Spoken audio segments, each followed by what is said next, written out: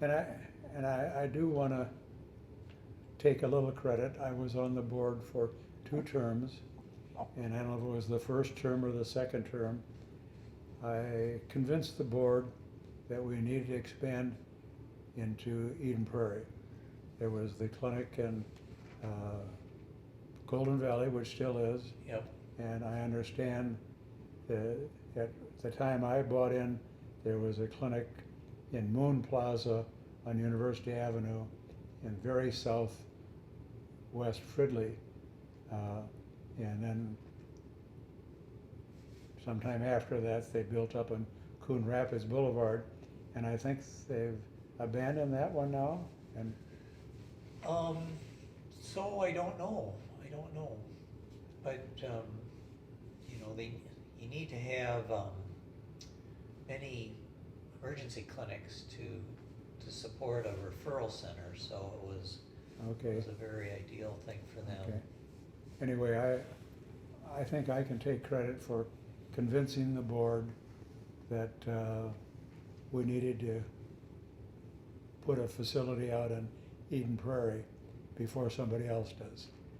And I remember Ken Speltz and I went out there looking for places and found this strip mall and negotiated, and then went over to see Ford Bell and another veterinarian who had been at the U had started a referral clinic out there. I don't think they were necessarily doing emergencies. Right. And I remember calling on him one day to tell him that, you know, we didn't intentionally mean to be right on his doorstep, but that was the place that we could find.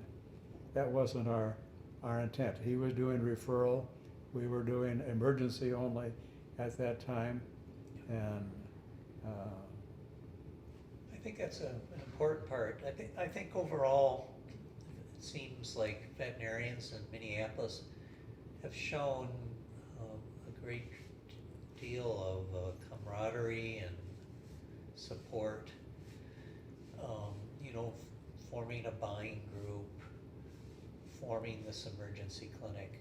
I mean, I think the Minneapolis area was, if I'm not mistaken, one of the first, or maybe at least the most successful group efforts to work with one another to try to help each other out. well, I have told many people, even in group settings of veterinarians, that the 50 people that formed the AVVS should get much of the credit for how successful the MVMA and the MVMF are, because it turned those 50 practices from being competitors into being colleagues.